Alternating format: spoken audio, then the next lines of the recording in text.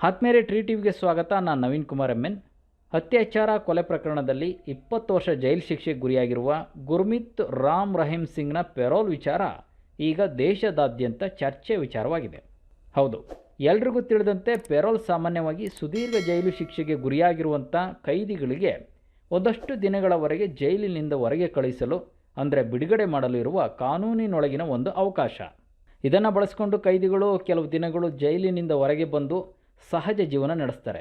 ಒಂದು ರೀತಿ ಹೇಳ್ಬೇಕಂದ್ರೆ ರಜೆ ತಗೊಂಡು ಜೈಲಿನಿಂದ ಹೊರಗೆ ಬಂದಂಗೆ. ಆದರೆ ಗುರ್ಮಿತ್ ರಾಮ್ ರಹೀಂ ಸಿಂಗ್ನ ಪೆರೋಲ್ ಏಕೆ ಈಗ ದೇಶದಾದ್ಯಂತ ಚರ್ಚೆ ಆಗ್ತಿದೆ ಅಂದರೆ, ಈತ 2017ರಿಂದ ಅಂದರೆ ಶಿಕ್ಷೆಗೆ ಗುರಿಯಾದಾಗಿನಿಂದ ಇಲ್ಲಿಯವರೆಗೆ ಬರೋಬ್ಬರಿ 16 ಬಾರಿ ಜೈಲಿನಿಂದ ಬಿಡುಗಡೆಯಾಗಿದ್ದಾನೆ. ಈತನ ಜೈಲು ವಾಸದ ದಿನಗಳನ್ನು ಕೌಂಟ್ ಮಾಡಿದ್ರೆ 3193 ದಿನಗಳಾಗಿವೆ. ಅದರಲ್ಲಿ ಈತ 406 ದಿನಗಳನ್ನು ಪೆರೋಲ್ ಎನ್ನುವ ಅವಕಾಶ ಬಳಸಿಕೊಂಡು ಜೈಲಿನಿಂದ ಹೊರಗಡೆನೇ ಕಳೆದಿದ್ದಾನೆ. ಇದು ಈಗ ಕೈದಿಗಳಲ್ಲೇ ಸಾಮಾನ್ಯ ಕೈದಿ ಮತ್ತು ಪ್ರಭಾವಿ ಕೈದಿಗೆ ಸಿಗುವ ಕೆಲವು ಅವಕಾಶಗಳು ಬೇರೆಯದೇ ರೀತಿ ಇರುತ್ತವೆ. ಅಂದರೆ ಅವುಗಳನ್ನು ಕಾನೂನಿನ ಅಡಿಯಲ್ಲಿ ಬಳಸಿಕೊಳ್ಳುವ ರೀತಿ ಬೇರೆಯದೇ ಆಗಿರುತ್ತವೆ ಎನ್ನುವ ಮಾತಿಗೆ ಈತನ ಪೆರೋಲ್ ದಿನಗಳು ಚರ್ಚೆಗೀಡು ಮಾಡಿವೆ.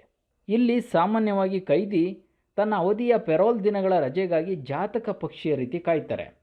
ಮಾಡಿದ ತಪ್ಪಿಗೆ ಶಿಕ್ಷೆಯಾಗಿ ಹೊರ ಜಗತ್ತಿನ ಯಾವುದೇ ಸಂಪರ್ಕವಿಲ್ಲದಂತೆ ಕೊಟ್ಟ ಆಹಾರವನ್ನು ಸೇವಿಸ್ತಾ, ನೇಮಿಸಿದ ಕೆಲಸವನ್ನು ಮಾಡ್ತಾ, ಜೈಲು ಕಂಬಿಗಳು, ಎತ್ತರದ ಗೋಡೆಗಳು ಮತ್ತು ಬ್ಯಾರಕ್ಗಳ ನಡುವೆ ಪಶ್ಚಾತ್ತಾಪದ ಮೌನ ರೋದನೆಯ ದಿನಗಳನ್ನು ಕಳೆಯುತ್ತಿರ್ತಾರೆ.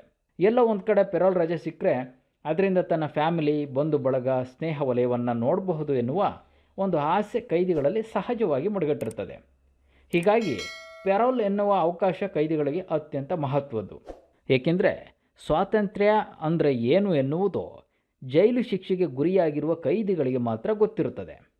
ಆದರೆ ಗುರ್ಮಿತ್ ರಾಮ್ ರಹೀಂ ಸಿಂಗ್ ನಂತಹ ಹೈ ಪ್ರೊಫೈಲ್ ಕೈದಿಗಳು ಮಾತ್ರ ಈ ರೀತಿ ಪೆರೋಲ್ ಅನ್ನುವ ಅವಕಾಶವನ್ನು ದೊಡ್ಡ ಮಟ್ಟದಲ್ಲೇ ಬಳಸ್ಕೊಳ್ತಾರೆ. ಹಾಗಾದರೆ ಈ ಗುರ್ಮಿತ್ ಪೆರೋಲ್ ಇತಿಹಾಸವನ್ನೊಮ್ಮೆ ನೋಡೋದಾದರೆ, ಈತ ಮೊದಲೇ ಹೇಳ್ದಂಗೆ 2017ರಿಂದ 16 ಬಾರಿ ಜೈಲಿನಿಂದ ಪೆರೋಲ್ ಪಡೆದು ಹೊರಬಂದಿದ್ದಾನೆ. ಡೇರಾ ಸಚ್ಚಾ ಸೌದ ಮುಖ್ಯಸ್ಥನಾಗಿರುವ ಈತನಿಗೆ ಈಗ ಮತ್ತೊಮ್ಮೆ 30 ದಿನಗಳ ಪೆರೋಲ್ ಮಂಜೂರಾಗಿದ್ದು ಹರಿಯಾಣದ ರೋಹ್ಟಕ್ ಸುನಾರಿಯಾ ಜೈಲಿನಿಂದ ಬಿಡುಗಡೆ ಮಾಡಲಾಗಿದೆ. 2017ರಲ್ಲಿ ಅತ್ಯಾಚಾರ ಮತ್ತು ಕೊಲೆ ಪ್ರಕರಣಗಳಲ್ಲಿ ಶಿಕ್ಷೆಗೆ ಗುರಿಯಾಗಿರುವ ಈತನಿಗೆ ಈಗ ಸದ್ಯ 57 ವರ್ಷ. ಈತನಿಗೆ ಕಳೆದ ಕೆಲವು ವರ್ಷಗಳಿಂದ ಪದೇ ಪದೇ ಪೆರೋಲ್ ನೀಡುತ್ತಿರುವುದು ವಿವಾದಕ್ಕೆ ಕಾರಣವಾಗಿದೆ. ಇತ್ತೀಚೆಗಷ್ಟೇ ಜನವರಿಯಲ್ಲಿ ಈತನಿಗೆ ಇದೇ ರೀತಿಯ ಪೆರೋಲ್ ನೀಡಲಾಗಿತ್ತು. ಅದಕ್ಕೂ ಮೊದಲು 2025ರ ಆಗಸ್ಟ್ನಲ್ಲಿ 40 ದಿನಗಳ ಪೆರೋಲ್, ಏಪ್ರಿಲ್ನಲ್ಲಿ 21 ದಿನಗಳ ಪೆರೋಲ್ ಹಾಗೂ ಫೆಬ್ರವರಿ 5ರಂದು ನಡೆದ ದೆಹಲಿ ವಿಧಾನಸಭಾ ಚುನಾವಣೆಗೂ ಮುನ್ನ ಅಂದರೆ ಜನವರಿಯಲ್ಲಿ 30 ದಿನಗಳ ಪೆರೋಲ್ ನೀಡಲಾಗಿತ್ತು. ಇದಕ್ಕೂ ಮುನ್ನ 2024ರ ಅಕ್ಟೋಬರ್ 5ರಂದು ನಡೆದ ಹರಿಯಾಣ ವಿಧಾನಸಭಾ ಚುನಾವಣೆಗೆ ಕೆಲವೇ ದಿನಗಳ ಮೊದಲು ಅಕ್ಟೋಬರ್ 1ರಂದು 20 ದಿನಗಳ ಪೆರೋಲ್ ನೀಡಲಾಗಿತ್ತು. 2024ರ ಆಗಸ್ಟ್ನಲ್ಲಿ 21 ದಿನಗಳ ಹಾಗೂ 2022ರ ಪಂಜಾಬ್ ವಿಧಾನಸಭಾ ಚುನಾವಣೆಗೆ 2 ವಾರಗಳ ಮೊದಲು 3 ವಾರಗಳ ಪೆರೋಲ್ ಮಂಜೂರಾಗಿತ್ತು. ಸ್ನೇಹಿತರೆ, ಇಲ್ಲಿ ಬಹುಮುಖ್ಯವಾಗಿ ಗಮನಿಸಬೇಕಾಗಿರುವುದು ಚುನಾವಣೆಗಳ ಸನಿಹದಲ್ಲಿ ರಾಮ್ ರಹೀಂಗೆ ಪದೇ ಪದೇ ಪೆರೋಲ್ ಸಿಗುತ್ತಿರುವುದು ಏಕೆ?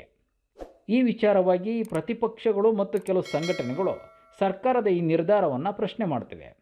ಶಿರೋಮಣಿ ಗುರುದ್ವಾರ ಪ್ರಬಂಧಕ ಸಮಿತಿ ಅಂದರೆ SGPC ಸೇರಿದಂತೆ ಹಲವು ಸಿಖ್ ಸಂಘಟನೆಗಳು ರಾಮ್ ರಹೀಂಗೆ ಪದೇ ಪದೇ ಪೆರೋಲ್ ನೀಡುತ್ತಿರುವುದನ್ನು ತೀವ್ರವಾಗಿ ವಿರೋಧಿಸಿವೆ. ಗಂಭೀರ ಅಪರಾಧಗಳಲ್ಲಿ ಶಿಕ್ಷೆ ಅನುಭವಿಸುತ್ತಿರುವ ವ್ಯಕ್ತಿಗೆ ಇಷ್ಟು ಬಾರಿ ಜೈಲಿನಿಂದ ಹೊರಬರುವ ಅವಕಾಶ ನೀಡುವುದು ನ್ಯಾಯ ವ್ಯವಸ್ಥೆಯ ಮೇಲಿನ ವಿಶ್ವಾಸಕ್ಕೆ ಧಕ್ಕೆಯಾಗಿದೆ ಎಂದು ಆರೋಪಿಸಿವೆ. ತಮ್ಮ 2 ಶಿಷ್ಯರ ಮೇಲೆ ಅತ್ಯಾಚಾರ ಎಸಗಿದ ಆರೋಪದ ಮೇಲೆ ಸದ್ಯ ಹರಿಯಾಣದ ರೋಹ್ಟಕ್ನ ಸುನಾರಿಯಾ ಜೈಲಿನಲ್ಲಿ ಜೈಲು ವಾಸ ಅನುಭವಿಸುತ್ತಿದ್ದಾನೆ. ಇದಲ್ಲದೆ ಪತ್ರಕರ್ತ ರಾಮಚಂದರ್ ಛತ್ರಪತಿ ಅವರ ಕೊಲೆ ಪ್ರಕರಣಕ್ಕೆ ಸಂಬಂಧಿಸಿದಂತೆಯೂ ಜೀವಾವಧಿ ಶಿಕ್ಷೆ ವಿಧಿಸಲಾಗಿದ್ದು, ಇದರ ಶಿಕ್ಷೆ ಪ್ರಸ್ತುತ ಶಿಕ್ಷೆ ಅವಧಿ ಮುಗಿದ ನಂತರ ಪ್ರಾರಂಭವಾಗುತ್ತೆ. ಆ ಶಿಕ್ಷೆಯನ್ನು ಕೂಡ ಈತ ಅನುಭವಿಸಬೇಕಾಗುತ್ತೆ.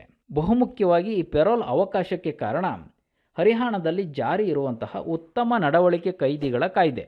ಹಾಗಂದರೆ ಈ ಹರಿಯಾಣದ ರಾಜ್ಯದ ಉತ್ತಮ ನಡವಳಿಕೆ ಕೈದಿಗಳ ಕಾಯ್ದೆ ಏನು ಹೇಳುತ್ತೆ ಅಂದರೆ, ಜನವರಿಯಿಂದ ಡಿಸೆಂಬರ್ವರೆಗೆ ಒಟ್ಟು 10 ವಾರಗಳ ಪೆರೋಲ್ ಪಡೆಯಬಹುದು. ಅಂದರೆ 1 ವರ್ಷದಲ್ಲಿ 2.5 ತಿಂಗಳು ಪೆರೋಲನ್ನು ಪಡೆಯಬಹುದು. ಹಾಗೂ ಮತ್ತೊಂದು ಕಾನೂನು, ಅದು ಪರ್ಲೋ ಎಂದು, ಅಂದರೆ 3 ವಾರಗಳ ತಾತ್ಕಾಲಿಕ ಬಿಡುಗಡೆಗೆ ಪೊರ್ಲೋ ಅಂತ ಕರೀತಾರೆ. ಇದರಲ್ಲಿ ಅವಕಾಶವಿದೆ. ಈ ಪೆರೋಲ್ ಮತ್ತು ಪೊರ್ಲೋ ಎರಡೂ ಅವಕಾಶಗಳನ್ನು ಈ ರಾಮ್ ರಹೀಮ್ ಸಿಂಗ್ ಬಳಸ್ಕೊಳ್ತಿದ್ದಾರೆ. ಇದು ಈತನಿಗೆ ಜೈಲಿನಿಂದ ಹೊರಗೆ ಹೆಚ್ಚು ದಿನಗಳನ್ನು ಕಳೆಯಲು ಸಿಕ್ಕಿರುವ ಅವಕಾಶವಾಗಿದೆ. ಇದು ಈಗ ದೇಶದೆಲ್ಲೆಡೆ ಚರ್ಚೆಯ ವಿಚಾರವಾಗಿದೆ. ಕಾನೂನು ಎಲ್ರಿಗೂ ಒಂದೇ, ಆದರೆ ಅದನ್ನು ಬಳಸ್ಕೊಳ್ಳೋದ್ರಲ್ಲಿ ಅಥವಾ ಅದನ್ನು ಜಾರಿಗೊಳಿಸೋದ್ರಲ್ಲಿ ವ್ಯತ್ಯಾಸವಾದರೆ ಅದು ತಾರತಮ್ಯದ ರೀತಿ ಎಲ್ರಿಗೂ ಭಾಸವಾಗುವುದು ಸಹಜ. ಇದಿಷ್ಟು ರಾಮ್ ರಹೀಮ್ ಸಿಂಗ್ನ ಪೆರೋಲ್ನ ಚರ್ಚಾ ವಿಷಯ. ಸ್ನೇಹಿತರೆ, ಈ ವಿಡಿಯೋ ಇಷ್ಟವಾದರೆ ಲೈಕ್ ಮಾಡಿ, ಶೇರ್ ಮಾಡಿ, ಸಬ್ಸ್ಕ್ರೈಬ್ ಮಾಡಿ. ಧನ್ಯವಾದಗಳು.